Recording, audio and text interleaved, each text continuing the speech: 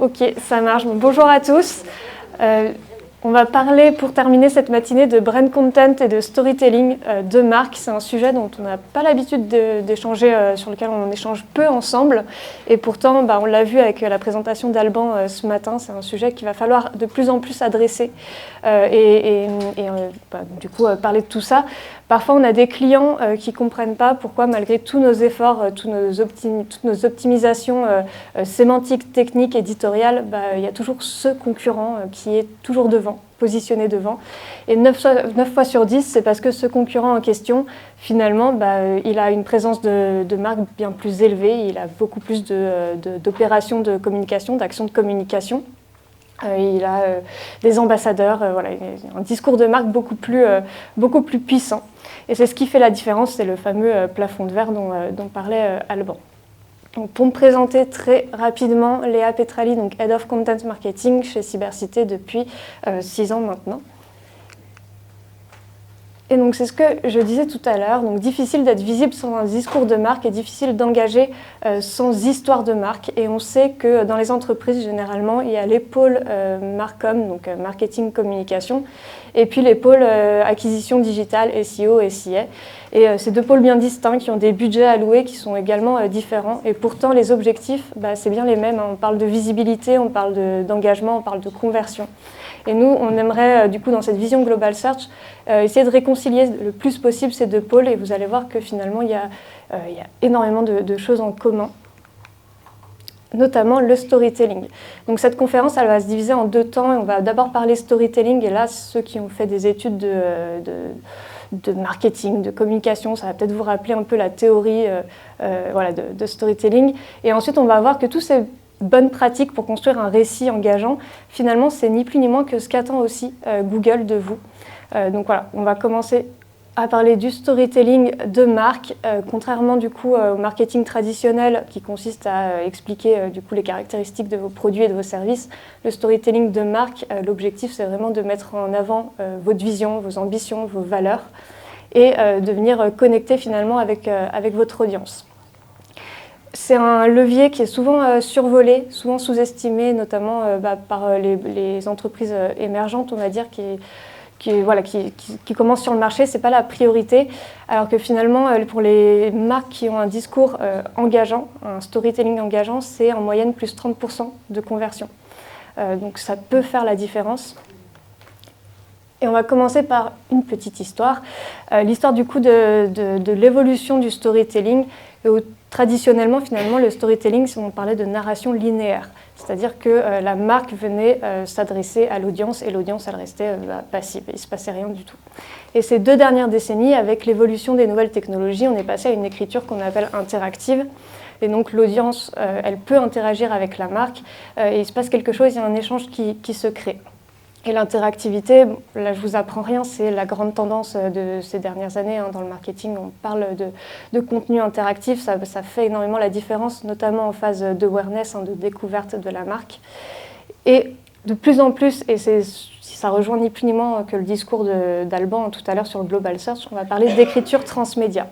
Et l'écriture transmédia, ça consiste très précisément à venir disséminer finalement des éléments de votre récit de marque sur différentes plateformes. Et c'est ce qu'on disait, vos consommateurs finalement ne vous attendent pas qu'à un seul endroit. Donc il faut que vous allez les chercher sur les différents canaux que vous pouvez utiliser. Il faut que votre discours de marque se répercute sur ces différents canaux. Ça ne peut pas juste faire l'objet d'une page à propos ou d'une page Notre Histoire sur votre site.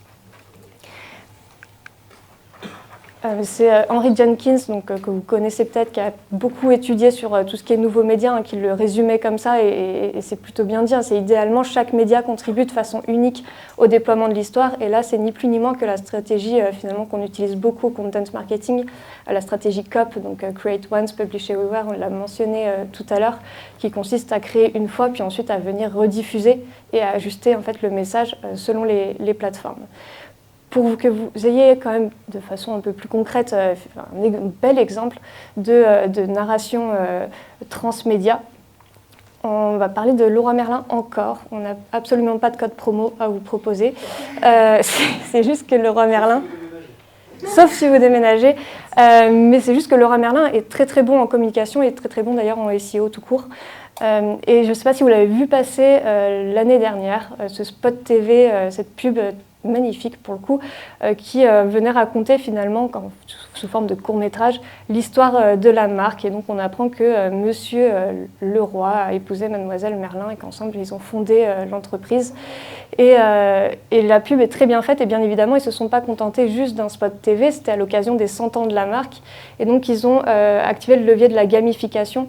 Gamification qui est du coup le jeu, quiz, concours, etc. et qui est pour le coup ultra efficace pour engager une audience.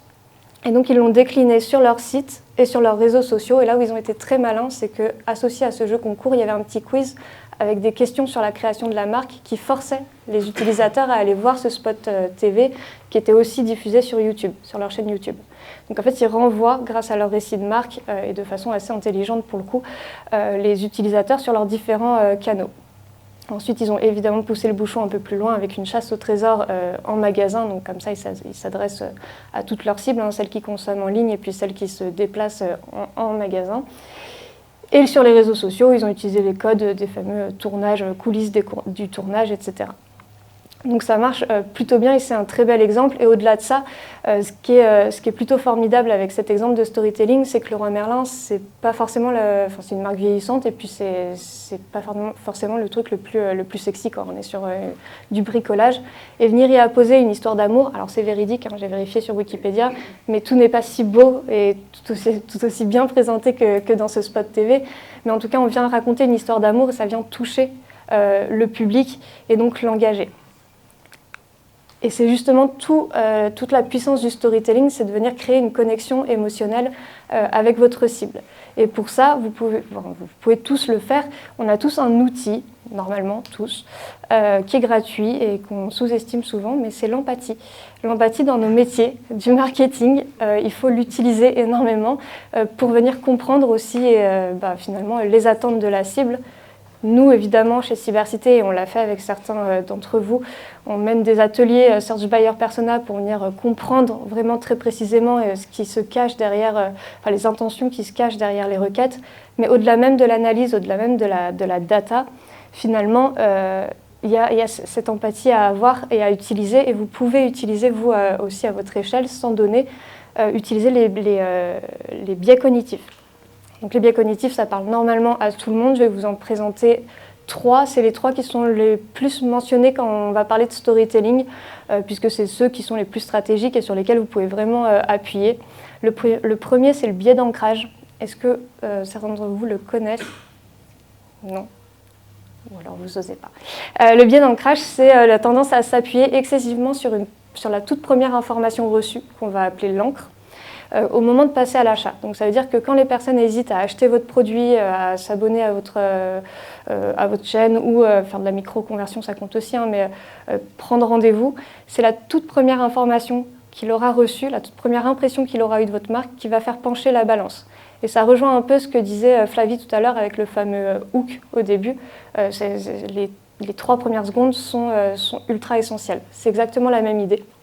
Et ça, il y a Apple qui le fait très très bien, notamment lors de ses keynotes. Je ne sais pas si vous en avez déjà vu. Généralement, au début, il y a tout un pitch pour parler de l'innovation avec un discours un peu futuristique, une créa pareil graphique un peu, on va dire innovante, etc. Et en fait, ça vient conditionner la personne, alors qu'en soi, le produit, après, entre l'iPhone 15 et l'iPhone 16, il n'y a pas grand-chose qui change. Mais le fait qu'on l'ait conditionné à ce que ce soit ultra novateur, on y adhère et on y croit. Donc ça, en storytelling, c'est super important de penser la façon dont vous allez introduire votre marque sur le marché. Ensuite, c'est le biais d'appartenance. Celui-là, on ne le présente plus. C'est le fait de finalement favoriser les idées, les opinions et les personnes qui vont appartenir à son propre groupe et combiner au FOMO. Le FOMO, je ne sais pas si ça vous parle, c'est la Fear of Missing Out. Donc, c'est la peur de manquer quelque chose, d'être exclu et de ne pas faire partie du mouvement. Ces 2 biais finalement combinés font qu'on a envie de rejoindre la marque. Là, c'est Nespresso, que tout le monde connaît, qui l'utilise bien en ayant créé une sorte de club et d'élite autour de son produit. Il y a un peu ceux qui boivent du café Nespresso et puis il y a les autres. Et donc, on a envie, nous aussi, de nous acheter la petite machine à café qui fait qu'on va acheter nos dosettes 10 fois plus cher. Ce qui n'est pas du tout rationnel en soi, mais on le fait parce qu'on y croit. Et enfin, le dernier que je voulais vous présenter, c'est l'effet Barnum. Et si je voulais vous le présenter, c'est parce que je le trouve super rassurant. Parfois, quand on échange avec nos clients sur le récit de marque, on nous dit « Ouais, mais moi, j'ai pas d'histoire à raconter. Genre, ma marque, je l'ai créée comme tout le monde, j'ai une idée, puis point barre, je l'ai développée, j'ai développé mon entreprise. Et voilà. » Mais en fait, c'est pas grave, parce que les gens, vous tous, tous les humains, ont tendance à accepter des descriptions très vagues et très génériques comme étant finalement ils le relient naturellement à une histoire personnelle. Donc en fait, vous pouvez prendre une valeur ultra générique, un fait très cliché, peu importe. Les personnes vont faire le travail à votre place de faire cette connexion-là, finalement, et d'avoir cette résonance avec leur propre histoire. Donc vous n'êtes pas obligé d'avoir une histoire digne de Spielberg ou une histoire d'amour comme Le Roi Merlin pour raconter une histoire de marque. Je pense que là, si on faisait un atelier et qu'on se mettait tous ensemble autour de la table et qu'on parlait de vos entreprises, on arriverait à trouver finalement un élément sur lequel on pourrait dérouler ensuite un récit et construire une histoire qui fédère. Et finalement, c'est ça qu'il faut aussi retenir avec le storytelling et puis le marketing de façon assez générale, c'est que c'est l'audience qui choisit. Et donc oui, évidemment, vous devez penser à votre audience et penser à ce qu'elle attend, mais au final, votre histoire, c'est elle qui va y adhérer ou non selon ce qu'elle ressent. Et là, c'est l'erreur que font beaucoup de marques qui confondent storytelling et parcours de marque. C'est-à-dire que je pense que parmi vous, les sites de vos entreprises le font, c'est-à-dire sur la page Notre Histoire, où on a, mon histoire, ma marque, elle a été créée à telle date. 2 ans plus tard, il y a la filiale qui a été ouverte, et puis ensuite, il y a un nouvel associé, et puis voilà. Ça, c'est pas une histoire. Ça, on s'en fout. Ça embarque personne. C'est nul. Enfin, c'est nul. C'est bien, c'est de l'information. C'est de l'information, mais c'est pas une histoire, c'est pas un récit de marque. Ça raconte rien. Et en fait, dans la théorie du storytelling, ce qu'on dit, c'est qu'un bon récit, une bonne histoire, c'est une histoire qui fait souffrir son audience. Et par souffrir, je parle de pathos, d'émotion, de passion. Et en fait, il faut que votre histoire, il y ait des variations. Et c'est tout ce qu'a théorisé Kurt Vonnegut, donc qui est un écrivain américain qui a énormément théorisé tout ce qui est storytelling et qui a défini plusieurs structures narratives sous un même modèle avec une jolie courbe comme ça. Et en fait, il nous dit que le récit, c'est cette courbe. Et il y a 2 échelles. L'échelle des émotions, donc les émotions négatives, les émotions positives, et puis l'échelle temporelle. Et plus finalement la courbe aura de l'amplitude, plus l'audience va être engagée. Et donc, il faut qu'il y ait des variations de plus en plus importantes et qui durent dans le temps. Pareil, votre histoire, vous ne la racontez pas une fois, elle continue. Vous continuez d'avoir des nouveautés dans votre boîte, des choses à raconter, il faut que ça dure. J'ai pris un exemple d'une marque émergente, qui n'est pas connue, qui est à peine installée sur le marché, pour que vous ne puissiez pas me dire « Ah oui, mais c'est plus facile quand on est le Roi Merlin ». Non, même des petites boîtes font la différence grâce à du storytelling. C'est Huguette Paris. Je ne sais pas si certains connaissent, c'est une marque de bijoux. Et c'est l'histoire de donc Liv, qui est une jeune femme et qui adore les bijoux de sa grand-mère. Elle les trouve magnifiques, etc. Mais sur le marché, elle ne trouve pas de modèle similaire ou d'aussi bonne qualité. Ok, pas de problème, elle se dit, moi finalement, ce que je vais faire, c'est que je vais créer ma propre marque de bijoux. Et je vais reproduire les modèles de ma grand-mère. Et elle partage ses prototypes avec sa grand-mère, tout va bien. Elle se lance dans son aventure entrepreneuriale, il y a de l'euphorie, elle partage tout ça. Et malheureusement, mamie Huguette, elle décède. Et finalement, Liv, elle fait quelque chose d'assez instinctif. Elle décide de partager sa peine sur ses réseaux sociaux, sur Instagram. Elle dit que elle est peinée et qu'en plus de ça, elle rappelle un petit peu pourquoi Huguette, pourquoi ce nom de marque, quelle était l'idée, que c'était une aventure un peu commune et intergénérationnelle. Et en fait, va avoir cet élan les gens ont adhéré à ce message parce que forcément c'est le deuil, ça parle à tout le monde. Il y a aussi l'amour pour sa grand-mère et pour toutes les grand-mères. Et ça va créer une communauté en fait autour de la marque. Elle va prendre plus 20 000 abonnés dans les 4 semaines qui suivent.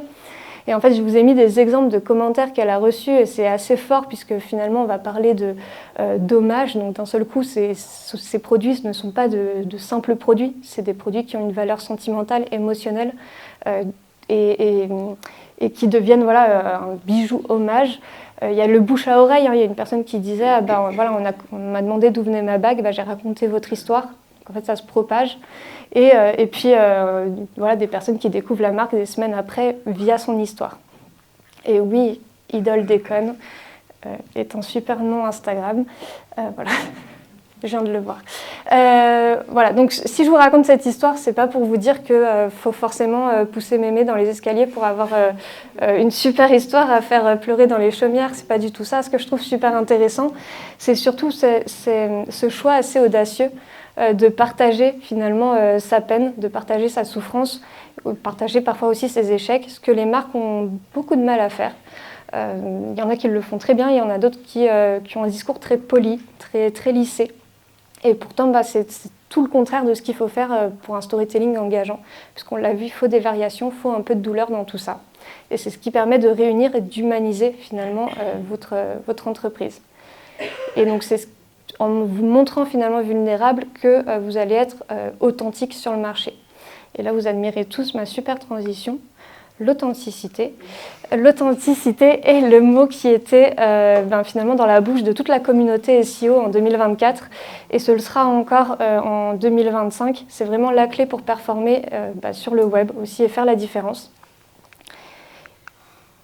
Et quand on regarde la définition officielle finalement de l'authenticité, on nous dit qu'être authentique, ça signifie exprimer et agir conformément à son vrai moi, ce qui comprend ses propres pensées, émotions, besoins, valeurs, préférences et croyances. Là, on est clairement sur une plateforme de marque, ni plus ni moins, hein, c'est ce que vous devez définir vous dans votre récit de marque. Et ça, les moteurs de recherche, c'est ce qu'ils attendent aussi. Je m'exprime... je l'explique même. Sur Google, il n'y a pas que des crawlers et des robots qui viennent évaluer vos contenus, il y a aussi des vraies personnes qui s'appellent les Search Quality Writers. C'est des employés de Google dont le but est de déterminer finalement si les résultats sur les SERP sont utiles aux utilisateurs et sont qualitatifs. Et pour ça, Google a mis a mis à disposition de ses employés un guide, des bonnes pratiques, et on apprend que finalement un bon contenu, c'est un contenu qui partage une expérience personnelle, un point de vue, un sentiment ou une opinion sur un sujet. Donc il y a beaucoup de subjectivité là-dedans. Finalement, ce que Google il veut savoir, c'est votre avis finalement, tout simplement. Et c'est un peu un pied de nez à... Ça se dit un pied de nez ? Ok, ouais. C'est un peu un pied de nez à la fin du mirror marketing. Le mirror marketing, c'est une pratique dont on a tous à peu près abusé à un moment donné, qui consiste à calquer finalement sa stratégie marketing, ses contenus, au comportement des utilisateurs. Et oui, il faut le faire, mais il ne faut pas en abuser. Pourquoi ? Ça a deux effets de bord. Le premier, c'est que les comportements utilisateurs, on l'a vu, ils évoluent souvent et tout le temps. Si vous ajustez votre discours de marque à chaque fois qu'il y a un changement, vous perdez votre ADN et on ne comprend plus qui vous êtes. Deuxième effet de bord, c'est que sur un même marché, pour une même cible, si tous les acteurs font du mirror marketing, il n'y a aucun moyen de vous différencier. Et donc finalement, ce qui va être de plus en plus prédominant, c'est la stratégie de thought leadership, donc c'est-à-dire une stratégie de meneur de pensée et d'opinion. Et vous devez, et c'est ce que disait Alban tout à l'heure, exprimer finalement votre avis personnel, c'est ce qu'attendent les marques de vous.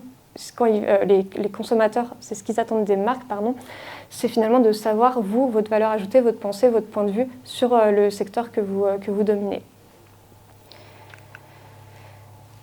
Et donc, Paul Prato, qui est un responsable créatif d'une agence publicitaire, a été interrogé récemment sur les prédictions 2025 et il le résume lui comme ça en disant les marketeurs doivent maintenant oser dire les vérités de leur marque et on est vraiment là-dedans. C'est ce qu'attend également Google et Google a trouvé un moyen de l'évaluer d'une certaine manière via notamment le concept EEAT, EEAT en anglais.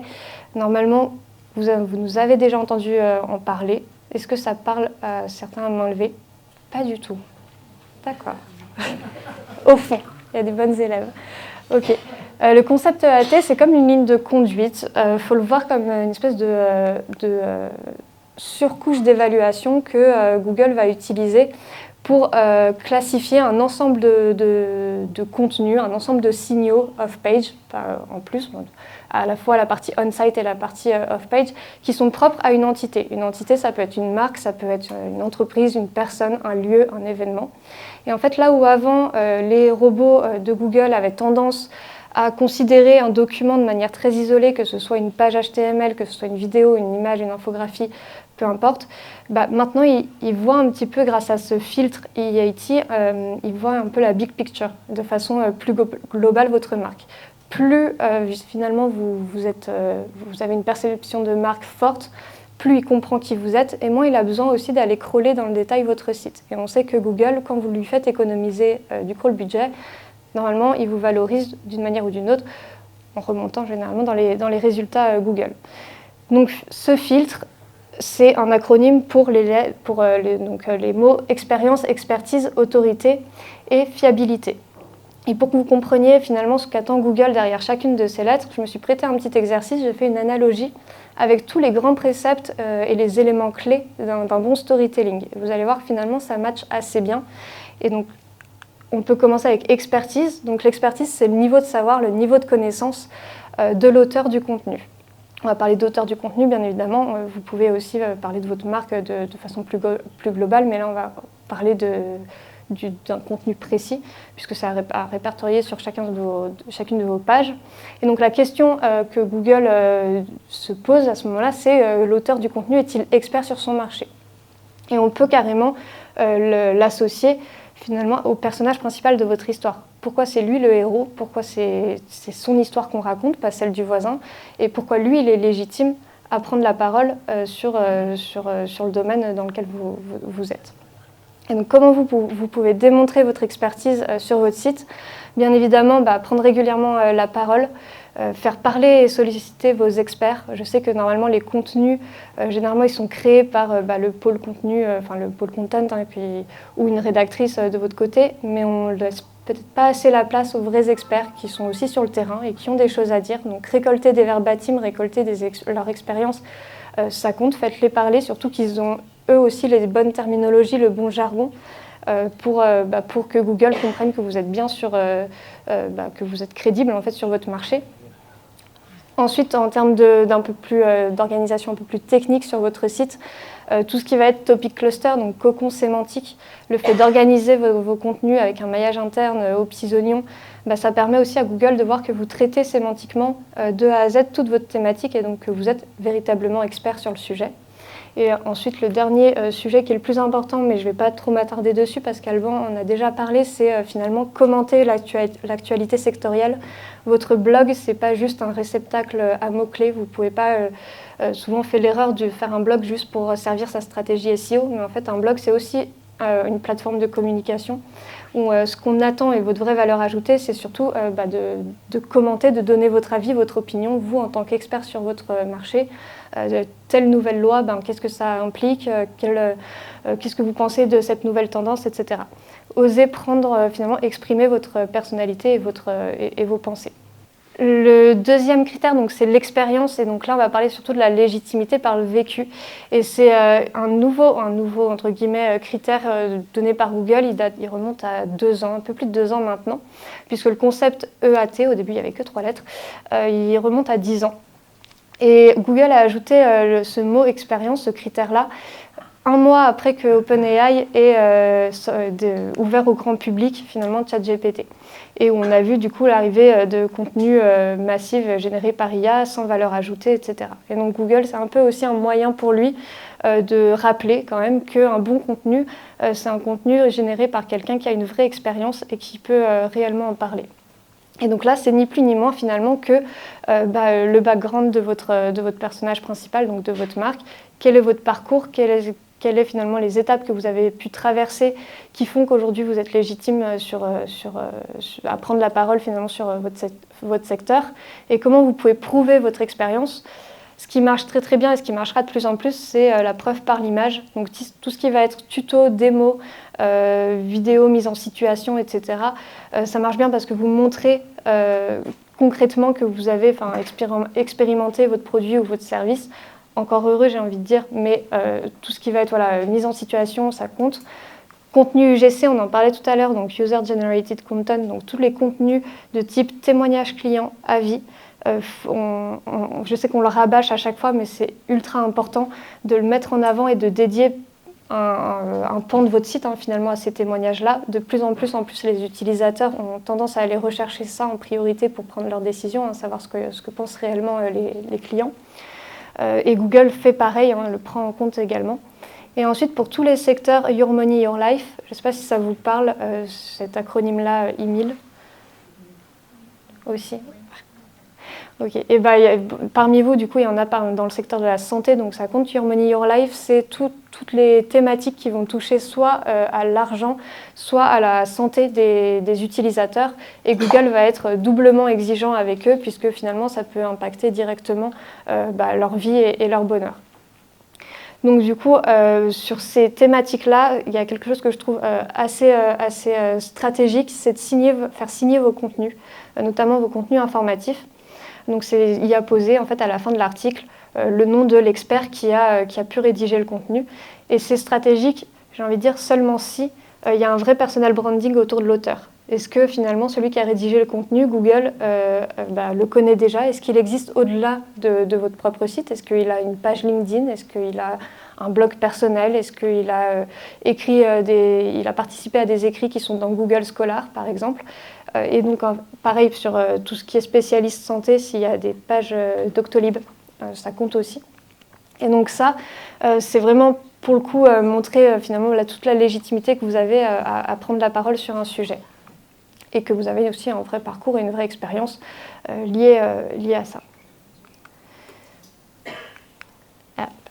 Le troisième, donc, c'est l'autorité, et là on va parler vraiment de la reconnaissance. Est-ce que finalement l'auteur du contenu il est reconnu par ses pairs? Et là en storytelling, c'est ni plus ni moins que vos alliés, qui sont les ambassadeurs de votre marque, qui partagent finalement votre histoire, qui la relaient, qui finalement encensent votre marque. Et là, on est sur de la stratégie, bien évidemment, de netlinking, tout ce qui va être backlinks, obtenir des liens depuis des sites tiers.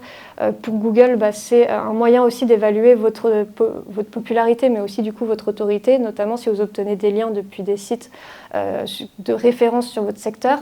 Tout ce qui est mention de marque aussi, on a tendance à le négliger, mais Google n'a pas forcément besoin de voir des liens, des backlinks. Le simple fait de mentionner votre marque et d'avoir de plus en plus de mentions, ça compte pour renforcer votre autorité. Et tout ce qui va être Wikidata, donc quand je dis Wikidata, c'est toutes les données sur wikidata.org et Wikipédia. On sait que Google les utilise notamment pour créer ses knowledge graphs. Donc les knowledge graphs, est-ce que ça vous parle ? C'est quand vous avez sur la droite des résultats, un espèce de petit encart avec plein d'infos officielles sur une entité, donc lié à une recherche.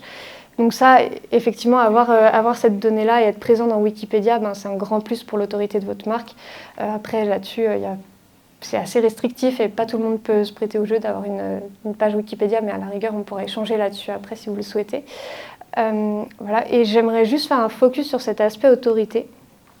On ne va pas tous lire tous les indicateurs, mais le concept EEAT, finalement, il regroupe plusieurs indicateurs que Google vient prendre en compte. Et ce que je vais vous montrer, c'est que parmi ces indicateurs, ce n'est pas une liste exhaustive, mais c'est les principaux, il y a quasiment la moitié qui concerne les signaux off-page. Donc en fait, votre stratégie netlinking, votre stratégie de mention de marque, et j'insiste aussi sur votre stratégie de RP digital, c'est essentiel pour justement gagner de l'autorité et surtout être pertinent aux yeux des moteurs de recherche. Et là-dessus, finalement, ça rejoint aussi le storytelling. Une histoire, elle se propage. Vous ne pouvez pas être le seul à raconter votre histoire de marque. Vous devez faire en sorte que les autres la racontent aussi pour vous. Quand je dis les autres, ça peut être la presse, le média via les RP digital. Ça peut aussi être une stratégie influenceur. Pensez Global Search et pensez transmédia aussi. Et sur le dernier critère, donc, qui est la fiabilité, c'est le critère le plus important aux yeux de Google. Et c'est aussi celui qui est le moins bien compris, malheureusement, parce qu'il y a un souci de traduction. En anglais, c'est trust, et souvent, on l'associe à la crédibilité, alors qu'en soi, c'est pas vraiment ça. C'est que Google, il nous dit est-ce que le contenu et l'auteur, il est digne de confiance? Je m'explique, je vais prendre le même exemple que Google prend. Quand il nous explique ce qu'est la fiabilité pour lui. Il va nous dire, imaginons qu'il y a un site sur l'escroquerie financière. Ce site, il aura beau être, les contenus auront beau être rédigés par un escroc expert qui aura fait 1000 escroqueries et en plus qui sera, on va dire, suivi par plein d'autres escrocs. Il aura beau avoir les 3 cases expertise, expérience et autorité. Vu que c'est préjudiciable, vu qu'il utilise un thème préjudiciable, il ne sera pas valorisé. Donc là, normalement, dans la salle, on traite tous de sujets légaux, j'espère. Donc c'est OK. Mais il y a quand même aussi une façon de vous renforcer votre pertinence et de montrer patte blanche, on va dire. C'est d'obtenir des avis favorables. Alban le disait, hein, les avis négatifs, ça reste aussi... c'est pris en compte par Google, mais aussi de plus en plus tout ce qui va être IA. Donc pour votre géo, donc optimisation pour tout ce qui va être moteur génératif, c'est ultra important. Également, citez vos sources et vos références, notamment dès que vous allez traiter de sujets techniques et santé. Donc source officielle, ça peut montrer aussi que vous êtes fiable. Et puis mettre en avant vos qualifications et vos labels. Voilà. Et finalement, ce critère-là de la fiabilité, on peut l'associer à la morale, à vos valeurs. Finalement, quelles sont les valeurs que vous portez en tant que marque. Est-ce qu'il y a des questions sur ce fameux concept EIT? Non. Merci. Et donc pour conclure, on parlait tout à l'heure de top of mind, et c'est vrai que la notion de top of mind, donc de notoriété spontanée, on l'associe souvent aux utilisateurs, mais en fait vous pouvez carrément aussi devenir top of mind des moteurs de recherche. Je m'explique concrètement, j'ai repris Leroy Merlin, mais par exemple j'ai fait l'exemple de taper une requête ultra générique, donc Pergola. Et en fait, quand je dis top of mind des utilisateurs, c'est que naturellement et spontanément, Google va me sortir Leroy Merlin dans les Google Suggest, donc dans les suggestions, également dans les suggestions liées aux images, dans les recherches associées. Bref, Leroy Merlin est partout, donc sa marque s'est imposée. Et maintenant, sur tous les sujets qui vont être liés à la maison, vous allez avoir Leroy Merlin dans le classement et même dans les suggestions. Donc vous êtes top of mind. Et finalement, ce qu'il faut retenir, c'est que sans rayonnement de votre marque, Google il est aveugle. Donc vous devez travailler votre discours de marque, votre storytelling et le propager pour finalement que Google vous identifie et que vous deveniez une vraie entité nommée, donc une entité identifiable par Google. Si on le résume, c'est clairement impossible d'atteindre vos objectifs SEO sans une entité de marque identifiée. Alors, on le disait, c'est le plafond de verre, vous pouvez performer, mais ce sera difficile de surperformer sans cet aspect storytelling. Et c'est impossible d'être bien identifié sans un discours de marque engageant. Donc finalement, quand vous réfléchissez et quand vous concevez votre storytelling, votre récit de marque, c'est bien de mettre autour de la table à la fois vos services marketing et com, mais aussi potentiellement vos équipes qui travaillent sur tout ce qui va être growth hacking et acquisition digitale, parce que les deux peuvent être construits dans le même sens et l'un peut servir à l'autre. Donc voilà. Et c'est tout pour moi. Merci beaucoup pour votre écoute.